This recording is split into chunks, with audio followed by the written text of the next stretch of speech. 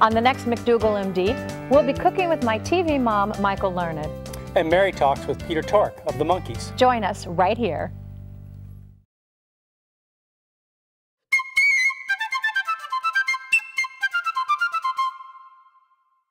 This is Hello Channel.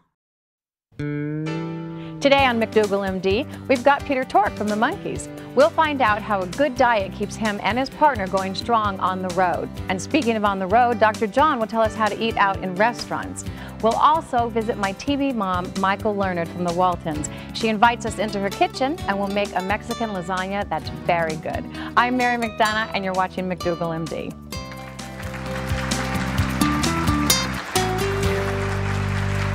I like your hair today. Oh, thank you. Isn't it nice? It's very nice. Thanks. So, you're going to give us some advice about... Mary, I'm on the road, well, in the airlines, I'm on the road 100,000 miles a year. And so I am an expert on eating out. Eating out in all kinds of restaurants, fast food restaurants, regular restaurants, and so on. So, how do you do it? People always give me the excuse, you know, that they travel so they can't stick to a healthy diet. Now, when I talk about a healthy diet, let's define it. We're talking about a plant-based diet. We're talking about starches, vegetables, and fruits, and as little processed food as possible, and as little oil as possible. And it does present a challenge.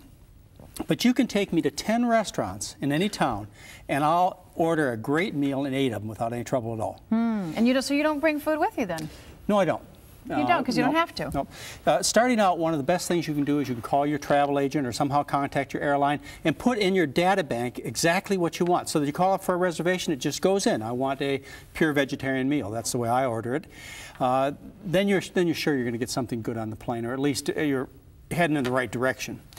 Eating out when I travel is real easy for breakfast.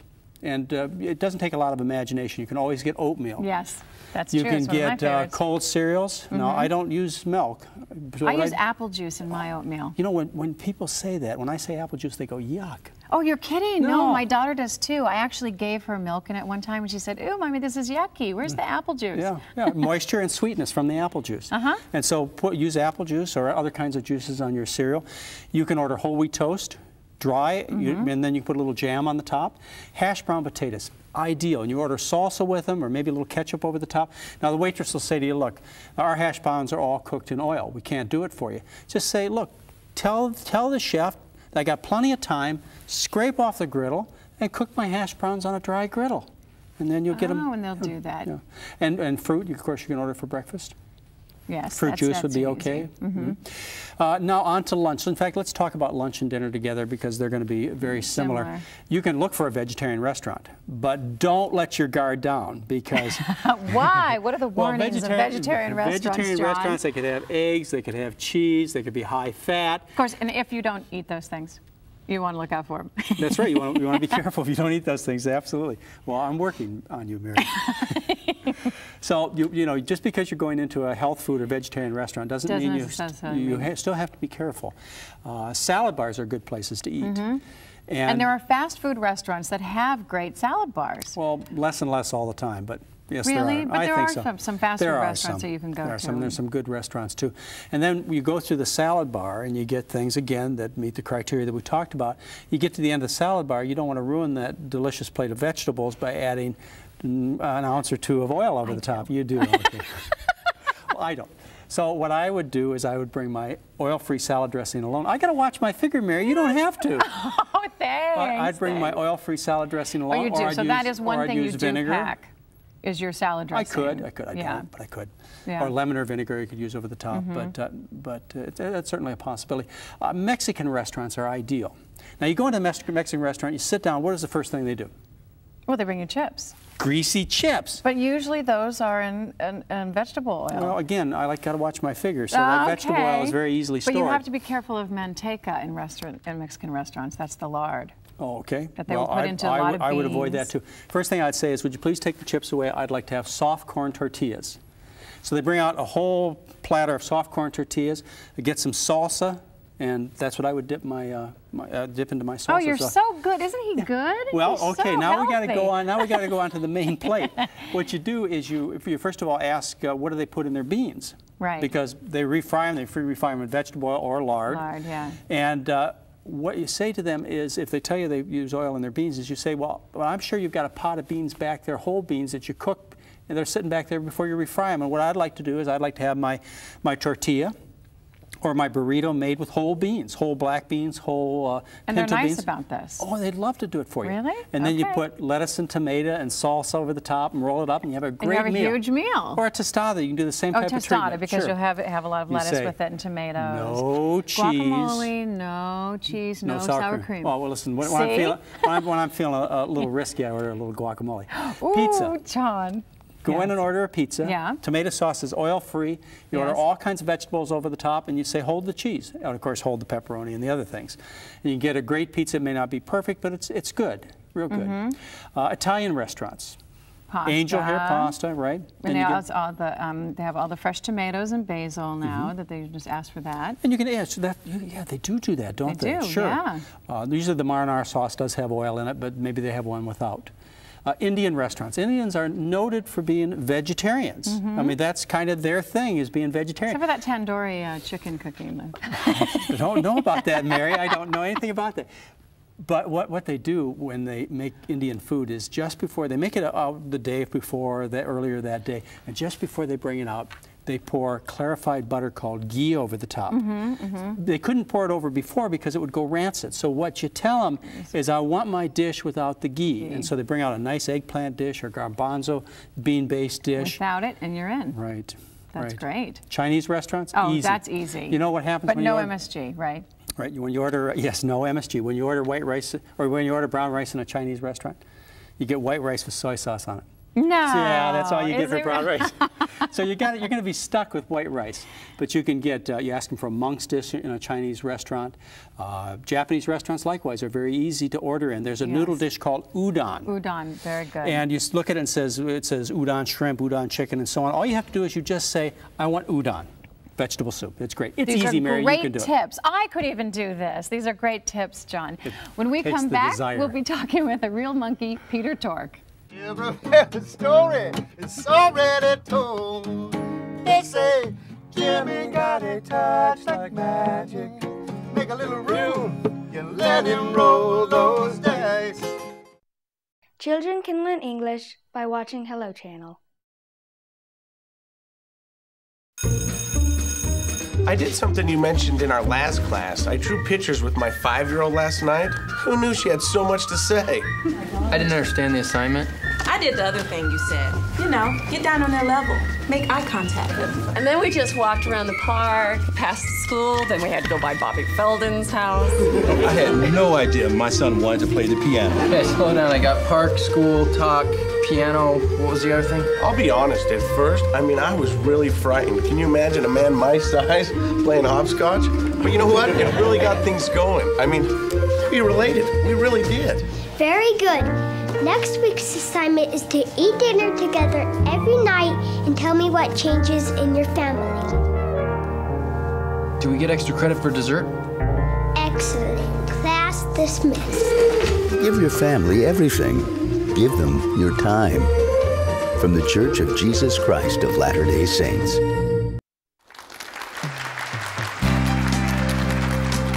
Welcome back. You know, John, in my interview with Peter Tork, which we're going to see in just a minute, he talks about arthritis in his hands and how it affects his guitar playing. It's a common problem. 1/3 of the population has some form of arthritis. And, you know, this is a disease that is becoming more and more common. There's different kinds of arthritis. There's inflammatory, which I like to treat, like rheumatoid arthritis and lupus and psoriatic arthritis.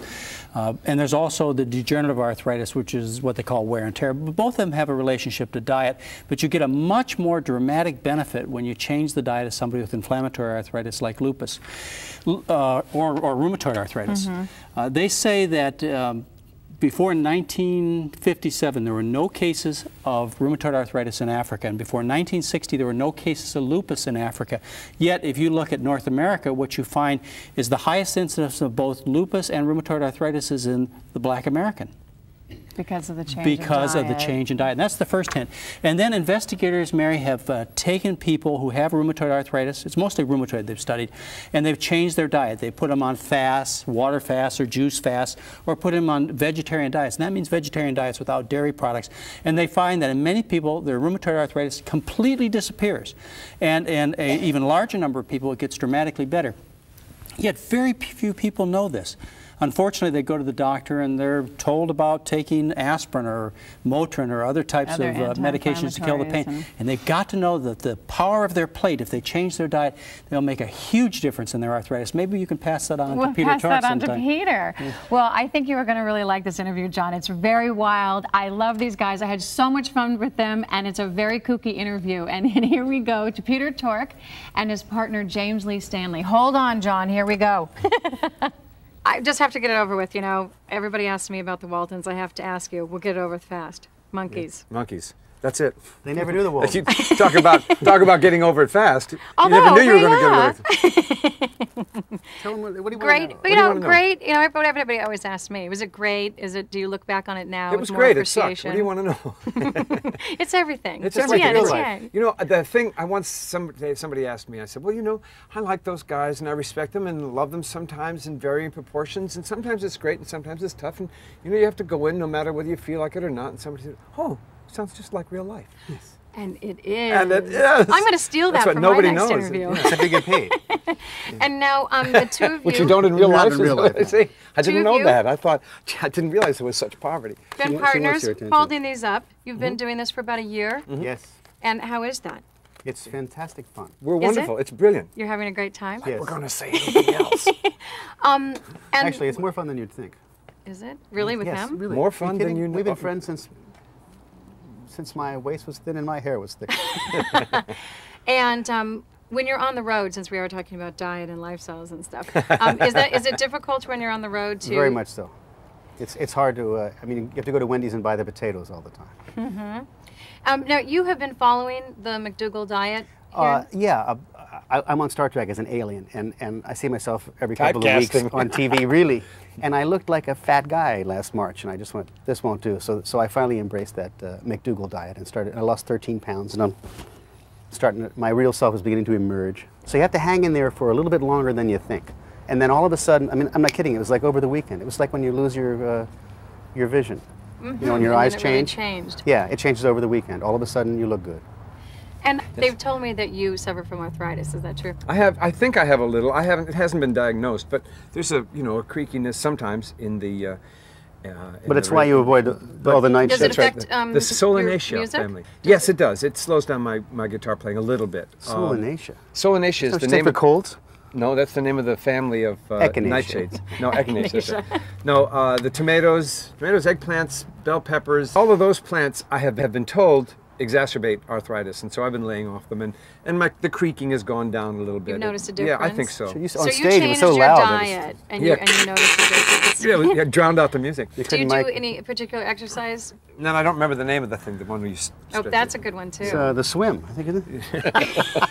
Now, has James been following the McDougall plan? Has that affected the way you eat at all, or do you ever? I don't have much of a regimen except that I don't eat mammal meat. And then I don't drink or drug anymore, thank God. So, well, we know that we have two-man band and that we can all get it anywhere. Yes, you can. And, Tower Records. Tower Records is good. Or Beechwood Recordings, actually. You can get it directly from us. Which is great, and I think we're going to play a little bit of this. You can still dial, going to play. And we have an 800 number. 1-800-6-MUSIC-0. Wait, did you get that? 1-800-6-MUSIC-0. Oh, great. Yeah. Wow, is that right? That's right. Imagine that's great. Yep. I've been calling the wrong number. Everybody's talking. All around the town they got the news. Everybody's talking. And they say Jimmy got the front page blues. Ooh, Jimmy got a touch like magic. Watching places beds while they spin the wheel.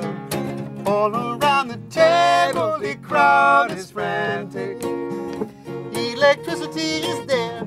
It's a fever in the air you can feel. Came on like a heat wave. And everything it touched just turned to gold. ago came on like a heat wave, and every story is already told. They say Jimmy got a touch like magic. Make a little room, you let him roll those dice. Jimmy got a touch like magic. It's the kind of lucky streak can happen in a lifetime twice. Uh-oh. Everybody knows it. Something going on and it's going good. Everybody shows it. This rabbit's feet, mustard seed knocking on wood. I guess you got to get it while you're able. You got to catch it while you can. Stay with us. We'll be right back in the kitchen cooking with my mother from the Waltons, Michael Learned. You can learn English by watching Hello. We are in the home of my TV mother, Michael Learned. She has graciously opened up her beautiful home and kitchen for us to have our cooking segment in. Wonderful. So thank you for having us. And today we are going to make, John, what are we making? We are going to make Mexican lasagna. That's and right. I've got the instructions for you. Okay, but before we started that, I wanted to ask you a little bit about your health regime. And I know you quit smoking. Was that tough? Oh, no, it was easy. How did you do it? I pulled my chair up to the refrigerator for a year and went from there. Just ate, huh? And then how did you stop pulling your chair up to the refrigerator? Oh, who says I've stopped? You know, there is a secret to quitting smoking. What? Because I have 10-pack years behind me. Do you really? And there's only one secret, and that is you don't take the next cigarette. That's absolutely right. And there's nothing else on the table, because if you do, at least me, I'd be back to 2 packs of cigarettes a day. And keep trying, because I had to try 4 times before I was finally able to do it. My kids did everything they could to make me quit. Right. But I finally did. You learn something new about yourself every time. 15 years now. 15 years. Yeah. Wow. Yeah. So were you trying to imply that food substituted for cigarettes? It did. I have to tell you, it did. Sugar. Sugar. You know, hard candy and lots of chewing gum. So what kind of health things would you like to change for yourself? Sugar. Just sugar. That's the only thing, because I'm pretty healthy. Because you talked about eat very M&Ms healthfully. that you really... Yes, I suggested that they should somebody should open an M&M rehab. You just check in for people well, you know, me. M&Ms are bad for you in a couple of ways. One, you've got all that sugar, which raises your insulin levels, and then you've got all that fat, half of it's fat, and that insulin just stuffs the fat in the fat cells, so you don't stand a chance. So you get really fat, but boy, is it good. It's good. It is good, Michael, because we're naturally designed as seekers of sugar. If you remember high school biology, we have on the tip of the tongue sweet-tasting taste buds. We're supposed to be out there looking for sugar, but not in the form that industry gives it to us. They give it to us in concentrated forms. We're supposed to look at it in the form of, say, fruit or potatoes or sweet potatoes. And then when you go and get your sugars that way, you get all the other healthful things, the vitamins, the minerals, the proteins, the fibers, and so on. And so if you fill up on those things first, then those M&Ms are not quite as attractive. You know, you're absolutely right, because I know when I'm eating healthfully, I don't really crave sugar the way I do if I'm stressed and I'm running and I skip a meal or something like that, then all of a sudden I gotta have that sugar fix. You know? And of course I pay for it. Well, let's talk about some food that can also give you a better life. We've got a great recipe here. Making Mexican lasagna. That's right. Did you preheat that oven to 350 degrees? 350, that's right, I sure did. And as I understand, you need a Mary. A Mary to help you cook at all times, because John, I am helping him in the kitchen now because his Mary is. Let me give you a few instructions here. Thank you, Place the Michael. onions and mushroom in a medium saucepan. I mean, this is simple kind of cooking. It's out of Mary's Quick and Easy cookbook. Is that a medium saucepan? Well, we needed this big one because we have so much. And here are our mushrooms going into our medium saucepan. Yes. All right, now we need to cook it, stirring occasionally for 2 minutes. Oh, we have and what we're going to do is we're going to put this on, and of course we're not going to do it here because it's the magic of television. And you just stir it around and cook it until the mushrooms get a little soft. And then you add the tomatoes, beans, chili powder. Here are our mix well and cook for another 3 minutes. I mean, this is so simple. Here are our beans. Do we need Beano for this?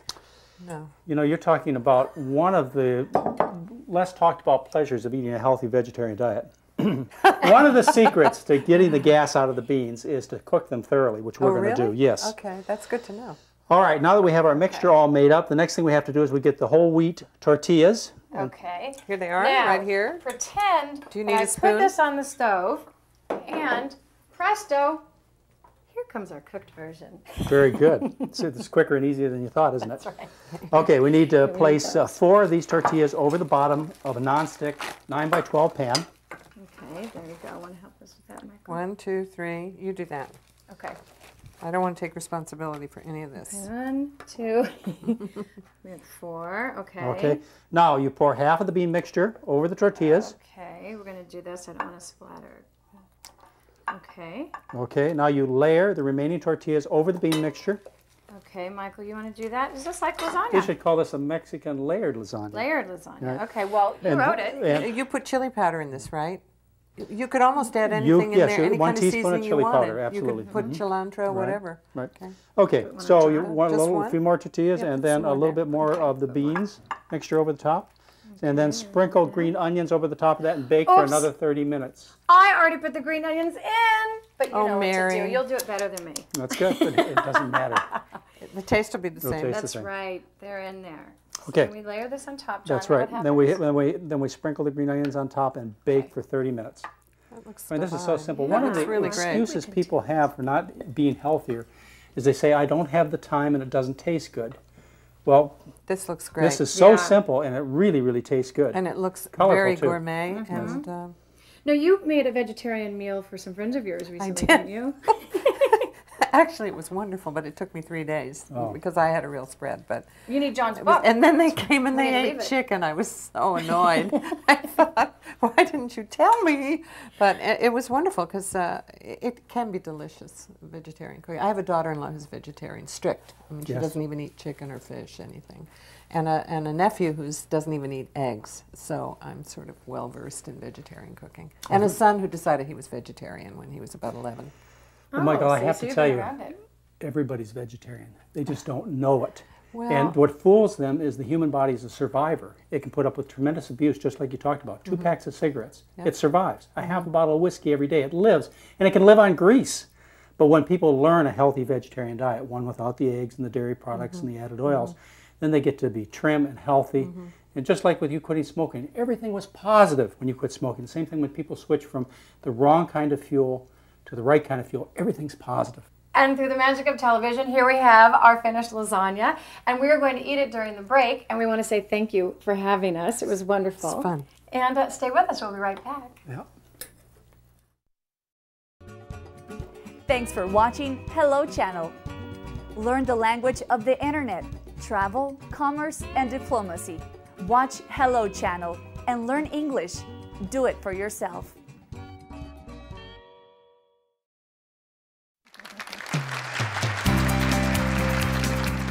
Welcome back. You know, Mary, the most fun in life is to help other people. And especially when you're a doctor, you have that chance to help other people. And I have that chance when I deal with patients with inflammatory arthritis. Like I remember a little boy. His father wrote me a letter. He said, my son Ryan had juvenile rheumatoid arthritis. He was suffering terribly. He didn't grow at all, didn't gain any weight. He was in pain, screamed, cried all night long. They couldn't do anything for him. And I told him, I said, change the kid's diet. He wrote me back after 6 months. He says, Ryan is sleeping through the night off all medication. I tell you, that made me feel so good. See, you're a hero, John. Well, it was a reward for a lifetime, let me tell you. Just one thing has to happen to you like that. Just once a year to be a doctor who feels good about himself. Well, you know you're doing the good and right thing. Well, dietary change is hard though, isn't it? It is. It's very hard. And you've been working on yours. I've been working on mine, John. Yes, well, actually I have. I've learned a lot from you. It's not an all or nothing thing, and people need to realize they can take positive steps, but they also have to realize if they have serious problems, that there is serious help out there. I want to thank the people who are with us on the show. We have Peter Tork, James Lee Stanley, and Michael Learned, and they did just a great job. They were great. My mom. Isn't she great? She's wonderful. Great cook. Thank you very much. Bye-bye, everybody. We'll see you soon.